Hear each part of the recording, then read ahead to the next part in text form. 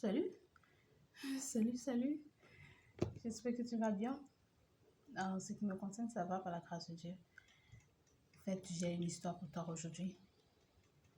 C'est une histoire qui avait fait un peu boom au quartier à l'époque. En fait, c'est l'histoire de deux potes, deux amis,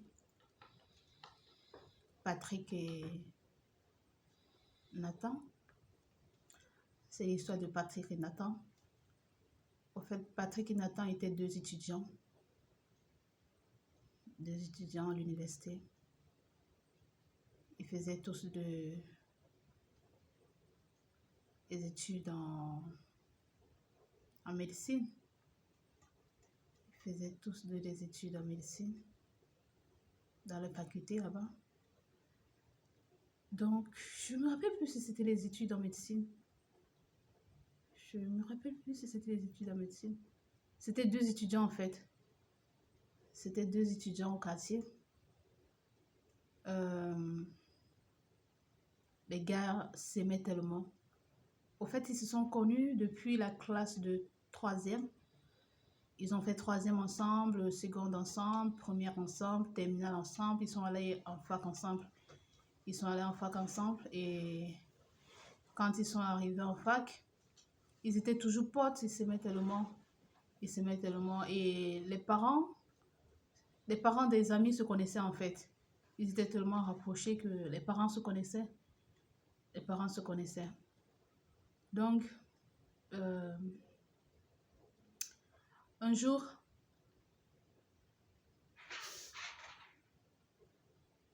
l'un des amis est arrivé chez son pote. Il a trouvé une babouche qui ressemblait à une babouche que sa maman a l'habitude de porter quand elle sort. Il a dit, tiens, il a demandé à son ami, mais qui a cette babouche? Et il lui a dit, c'est ma petite amie. Ta petite amie? Mais je ne savais pas que tu avais une petite amie. Bon, je t'ai jamais en parlé parce que, bon, elle est plus âgée que moi en fait. C'est pourquoi je ne voulais pas que tu saches que j'ai une amie. Il dit, mais quoi? Si tu es tombé amoureux d'une femme plus âgée que toi, c'est pas un souci. Moi, ma copine, à moi, tu la connais. Tu connais Nadège, mais comment moi je connais pas la tienne? C'est parce qu'elle est âgée, c'est toi qui l'as choisie. Si tu as choisi d'être avec elle, présente-la moi, je veux la connaître. Il a dit, c'est pas un souci, un jour je vais te la présenter. C'était Nathan en fait. Un jour je vais te la présenter. C'est comme ça qu'il tournait son ami. À chaque fois en fait que sa copine venait lui rendre visite et que son ami venait aussi à la maison, il cachait la femme. Il cachait la femme. Il cachait la femme. Il ne voulait pas que son ami voie que bon, c'est elle et puis tout ça. Un jour, le gars les a surpris. Il est arrivé chez Nathan. Il a surpris Nathan avec sa copine en fait. Et il s'est rendu compte que la copine de Nathan, c'était sa mère.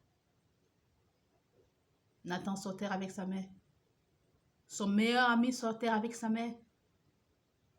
Sa maman trompait son père avec son pote.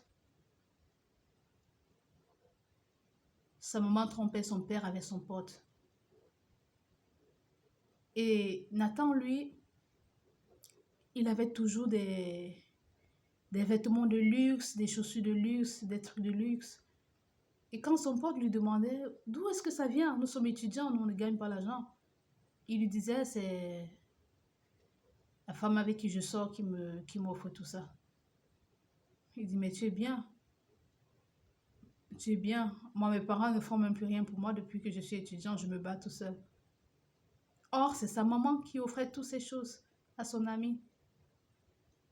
Et quand il a découvert que c'était sa maman, la maman s'est mise à supplier son fils. Ne le dis pas à ton père. Il a dit, mais maman, tu n'as pas honte. Tu n'as pas honte. Tu sors avec mon ami. Tu laisses papa à la maison. Tu es ici, en train de coucher avec mon ami. ton fils. Tu couches avec un enfant qui a mon âge. Tu pouvais l'accoucher. Pourquoi est-ce que tu fais ça? Et en plus, tu gaspilles ton argent sur lui. Pendant ce temps, moi, je n'ai rien. Tu fais rien pour moi. Et tu lui donnes tout. Nathan, c'est ça l'amitié? Ta copine dont tu me parlais, c'était ma mère. Il a donné un coup de poing à son ami. Huch! Son ami est resté calme. Lève-toi, viens te battre comme un homme. Son ami n'a pas réagi. Il lui a donné un second coup de poing. Huch! Bats-toi, bats-toi! Lui, il savait qu'il était dans l'erreur. Il disait à son ami, excuse-moi, je suis vraiment désolée. C'est vrai qu'elle dépense sur moi, mais je l'aime. Quoi, tu aimes ma mère? Et la maman dit à côté, on s'aime. Il regarde sa mère, il dit, tu n'as pas honte. Et papa, qu'est-ce que tu fais de lui? Qu'est-ce que tu fais de papa?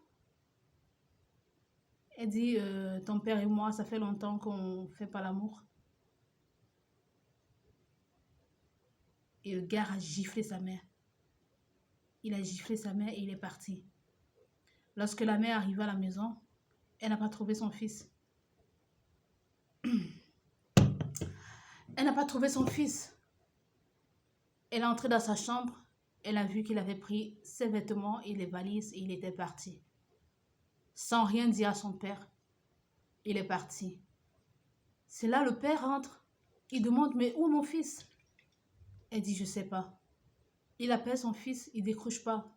Ça sonne, il ne décroche pas. Ça sonne, il ne décroche pas. C'est après, il a décroché. Il a dit, papa, trouve-moi à tel endroit. Il était allé passer la nuit dans une chambre d'hôtel quelque part. Papa, trouve-moi à tel endroit.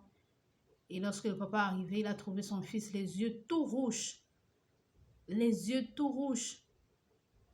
Pourquoi est-ce que tu es parti de la maison?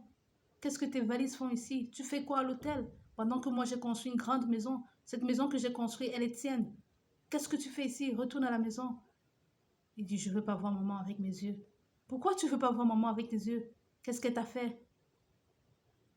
Maman sort avec Nathan. Là, le père dit quoi?